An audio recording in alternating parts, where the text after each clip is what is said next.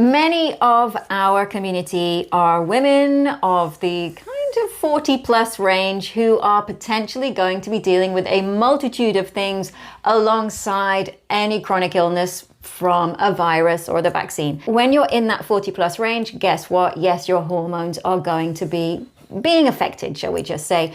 What we do know is that viruses like COVID can cause huge hormonal disruption anyway, as well as then combined with the factor that your age is going to be putting you in more of a position to have hormonal imbalance. Lots of our female community are experimenting with HRT, and many are having a very big success, but some are really struggling. Their bodies just doesn't want to absorb it, or it creates a huge response in their mast cells. So brilliantly, we have here with me today Kevin Leivers from The Naked Pharmacy, who is going to be helping us get to the bottom of how can we naturally support hormonal disruption and almost create an alternative to HRT. So Kevin, can you help us, please? Absolutely. And just to say, again, best of both worlds here. So great. If you can make HRT work for you, then I think there's lots of options and variations. Yeah. And it is a little bit experimental in terms of what works for you. So do talk to your GP. And if you're not getting the right conversation, then change or try and find a specialist in the area, and we can refer on at the Naked Pharmacy. Great. So understanding that there are different, if we just look at the estrogen approaches. piece by itself, we know that you can get gels and you can get patches, and some people will have different absorption abilities for those. So again, don't give up on it if your body isn't getting the initial uptake that you're hoping for. There are other things that you can try. It's transformed, and it is still transforming in terms of the options available. And the important thing is that we know that HRT reduces the risk factors of so many different conditions, specifically cardiovascular, but also cognitive function, reduce the risk of Alzheimer's. And the data is unequivocal, and it's really important. If you can make it work, then great. Experiment it, discuss it with the GP, lots of different options available. So you may want to work alongside supplements. Great. And just to reiterate what we discussed previously, which was that never underestimate the impact of diet and nutrition, food and drink. Don't discount drink with this, because sometimes people assume that it's a liquid, somehow it doesn't really apply. When you say drink, you mean alcohol?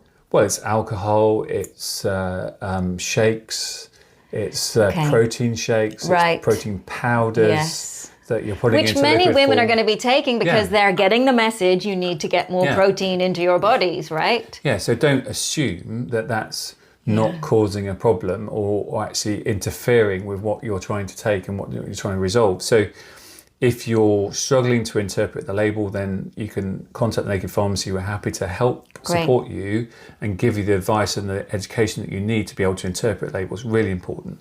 We talk about the importance of sugar. Sugar drives inflammation, but also interferes with hormones. Okay. So if you're taking what we talked about earlier, which was maltodextrin, it's hidden within a shake or whatever, or powder, then that's going to be driving imbalance in hormone. Equally, things like cortisol, stress hormone. Again, all the hormones are interlinked. So if you've got a stress hormone going to impact on your melatonin in the evening, your sleep hormone, it's going to impact on the estrogen cycle, etc., etc., etc. So if you can reduce your stress or your response to stress, because actually most of us can't avoid stress in our lives and stuff. We've got them; it's naturally there. So if you can reduce that stress response using saffron, using magnesium, then it dials down that cortisol response, and it's a learning process. If you're retraining the body not to produce so much cortisol every time you get a stressful moment, and again, you're then building that confidence that I'm in charge of the situation. So the psychological impact, mind-body link, is absolutely massive. So as a general rule, supplements can really help, either alongside HRT or on their own. Okay. As a general rule also is that a lot of supplements out there make very broad sweeping claims about menopause. Yeah, you'll see them. Menopause support. Yes. There's products just called menopause. Yeah, absolutely. Take this. And I'm afraid to say that they are making very broad claims that are not based on science. So we know that menopause symptoms, above 50 different types of symptoms. Yeah. And so if you look at the data for the different ingredients, whether it's sage, whether it's evening primrose oil, whatever, they're very narrow in terms of the data. So it's really important to be focusing your supplement on the specific breakthrough symptoms. So say if you're taking HRT, you might have breakthrough symptoms, which includes anxiety, which is sleep. Yeah. So the HRT's kind of rebalanced a lot of things, but you're getting breakthrough areas that you need to address. So, breakthrough anxiety, then you can use the saffron to try and kind of reduce that down and the impact of that.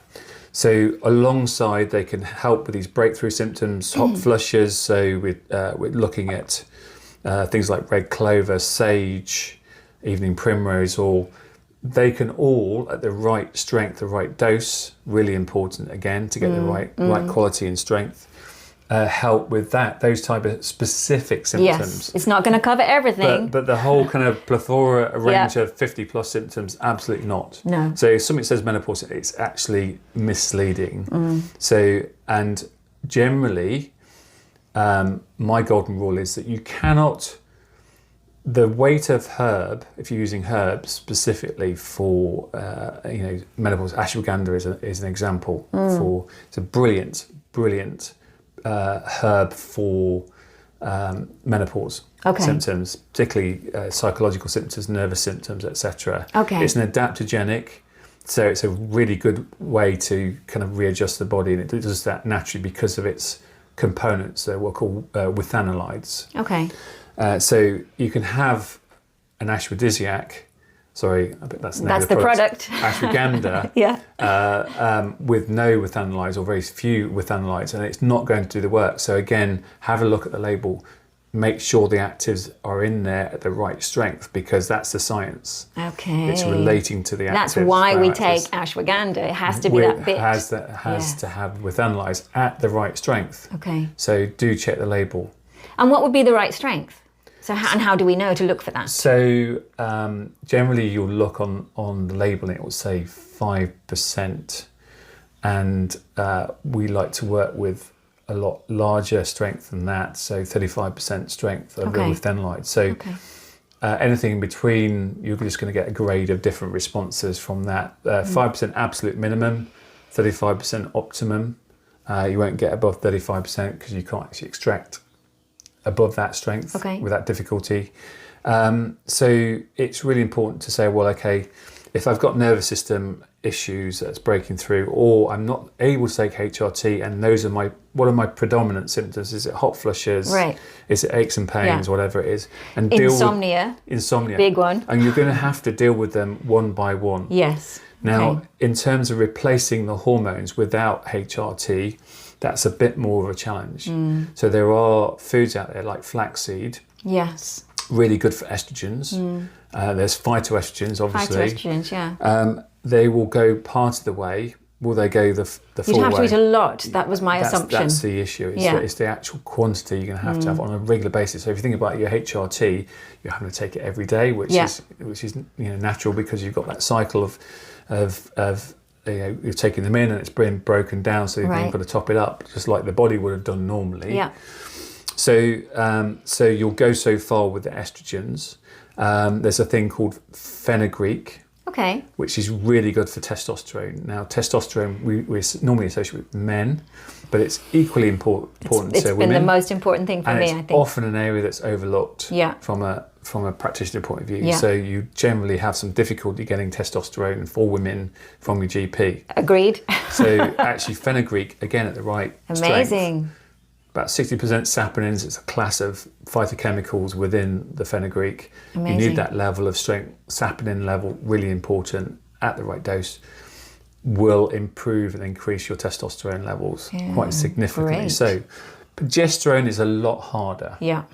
So that's a little bit of a difficulty. And with some people I know, they benefit a lot from the progesterone. So I think that's where you're going to have to probably deal with the individual symptoms one by one, as opposed to thinking, well, I'm going to take this there's plenty of brands out there, and expect it to kind of cover that whole area and stuff. So, hot sweats definitely you can treat. The anxiety, nervousness, the sleeplessness, the mood, absolutely with saffron. Great. Sugar and fat. This is really an interesting area because we know that the cardiovascular risk goes up as your hormones go down. That's right. So your control of sugar intake is really important because there's a little kind of journey, it's either chemical journey, if you like, a biochemical journey, which takes you from sugar, which then drives fat, and then obviously then causes a lot of issues in terms of circulatory. Right. And it's not just the cardiovascular system that's affected, it affects your cognitive function, because obviously if your brain is not getting the circulation it needs, then it's not keeping the nervous system in the brain and the spinal cord at an optimum level, which is why cognitive function is becoming a real issue, and my mum included, so I'm very conscious, of my mum's diet. If I look back in terms of what she used to have and her addiction to sugar, and how important that's been in terms of her process, So we have a product called Metabolic Gold, which is bergamot plus artichoke leaf. Okay. Bergamot is a brilliant product for rebalancing fat, good, bad fats, particularly in and around the liver. Liver is really, really fundamental to a lot of things in terms of processing fats, but it's not just that. If you've got a clean liver, then your system is firing up. It produces a lot of heat as well. So if you're generally a cold person, then you need to be looking into your gut, and particularly the liver, which is the firehouse of the body. So the artichoke leaf will rebalance sugar, drops the level of sugar. It reduces a sugar craving, so you'll notice that you don't have such a sweet tooth. Great. With the artichoke leaf. Again, very high dose. And the two in combination are dynamite, because the sugar and the fat are being dealt with at the same time. Interesting. So it becomes an issue during the menopause, and that sort of weight gain during that time. So the earlier you can start that process, I think that combination really, should be looking at. If you've got issues of weight gain, and particularly fat in and around the liver, which is a big issue, then beyond 35, 40, I think you should be looking at that as a solution. And then it's really kind of picking off if there's some unusual symptoms, and sometimes that can kind of present itself, some skin issues. I've seen kind of, skin and hair changes really common. And I've seen some really bad late onset acne. And so you say, well, okay, how the hell does that relate to hormones? But it does. Well, if we think to teenage, that's all breaking out there, and that hormonal surge that they get. And so I did a fantastic bit of interesting research project a few years back, and we developed a product that was coming out of science from broccoli, and there's a component of broccoli which is made in small amounts. When you chew broccoli, there's an enzyme called myrosinase, and it creates a cascade of chemicals, one of which is called DIM, and DIM is particularly effective at treating acne. And we developed a synthetic route that was high quality, pharmaceutical standards, that enabled the dose required for acne, and literally it can take a face full of spots to nothing within about 3 months. It's quite incredible to see. And the alternatives for acne in the market is really quite difficult. There's a product, isotretinoin, I don't know if you've heard of it, but it's quite liver toxic, and you have to have liver tests at the same time, and has some psychological effects as well, side effects. Oh God. So it's available on the site. It's called Skin Acumax. So you can buy that if you've got any skin problems or breakouts and stuff. Skin Omegas is another one. So the omega oils, really good for skin, but has to have the DHA and the EPA levels at a certain level. So talking about skin specifically, there are a lot of issues of breakouts as people going through those hormonal changes, and that makes complete sense. So there are two solutions that we use. One is Skin Omegas from a company that we work with that have got very high standards, and it's because the EPA and the DHA levels within those omega oils are really high, and those are the things that really kind of help to resolve problem skin. And do you use them as an oil on the face? No, these are capsules all taken. Capsule taken, and there are plenty of omega oils out there. If you look at often you look and it's like 1,000 milligrams or whatever, huge capsules, and they have hardly any, or they're not the right amount of EPA and DHA in there. So again, active components, forget the gloss, as it were.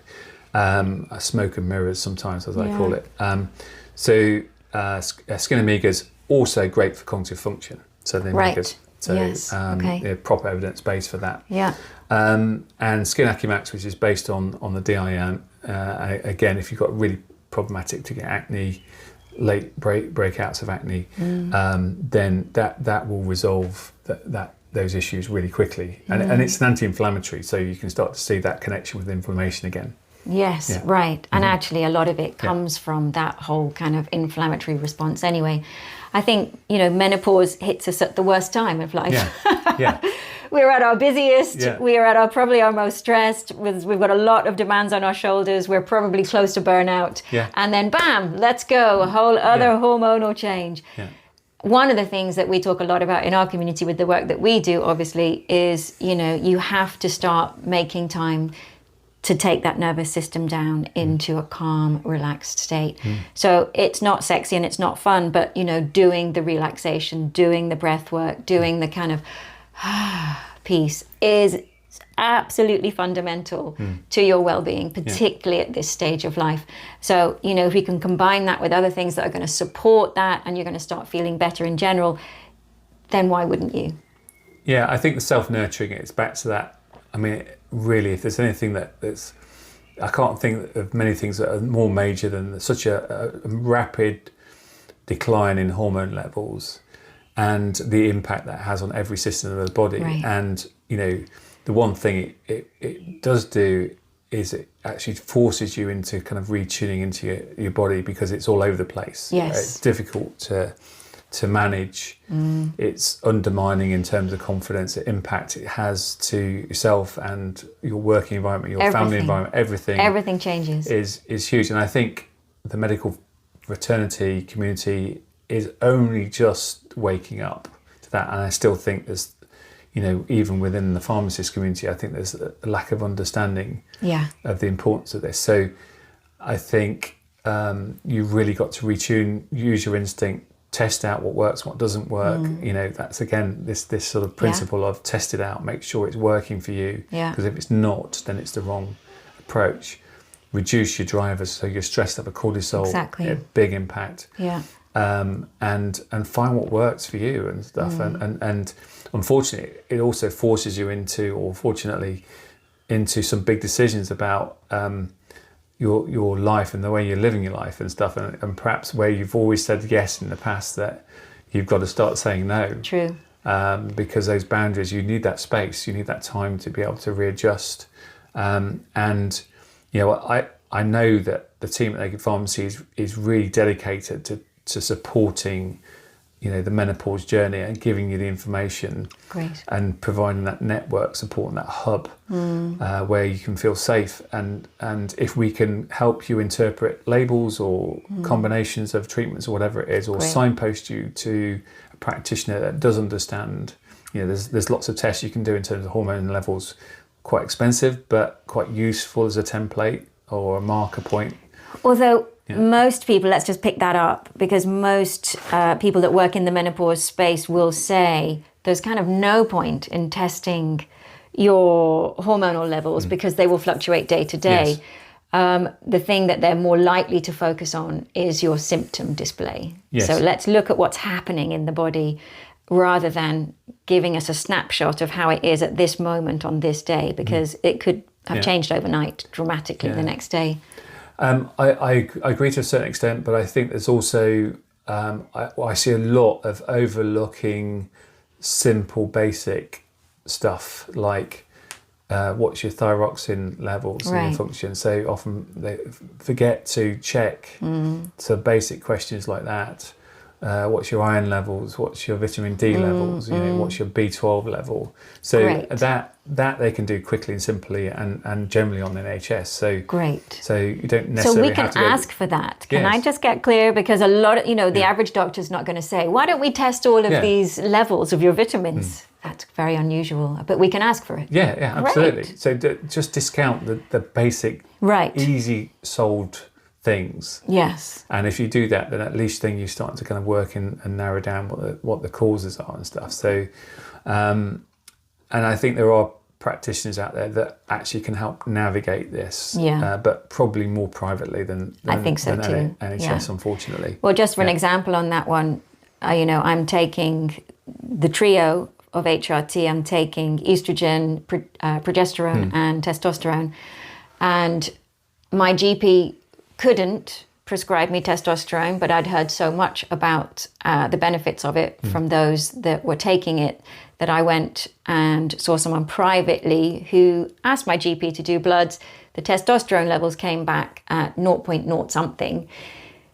For them, it wasn't even, GP surgery were like, oh, it's just, it is, that's what it is. She said, how are you getting out of bed? Yeah. Absolutely stunned that it wasn't even flagged up. Yeah.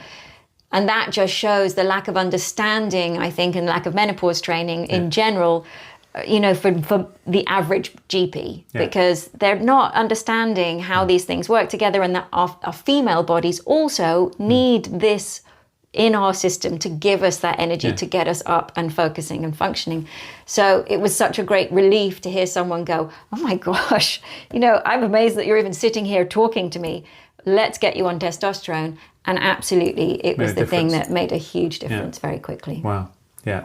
So it is so important. Overlooked. Yeah, often overlooked. And it is really worth continuing to have the conversation. And we encourage all of our community to keep going back to the GP and say, why don't you talk to a different GP about this? Because, I think there's enough evidence now. It should be seeping through to kind of grassroots that people can have that conversation a bit more freely. But fenugreek as an alternative. If your doctors are stubbornly saying no, definitely worth trying. Yes, I didn't know about this. Yeah, and it's proper evidence-based. So the aphrodisiac that we have has got ashwagandha, fenugreek, ginkgo biloba. Right. So it's the one for cerebral circulation. So for cognitive function. Amazing. Reduction of risk of Alzheimer's disease and stuff. The experts all agree on ginkgo biloba. Yes. Yeah. So, amazing. Oh, so there's lots of things that we can do, and it is important to try the HRT that's available to us nowadays, because it is modern. It is not the stuff that they were doing the research on 30 years ago based on horses' urine. It is not that anymore. It has evolved a very long way.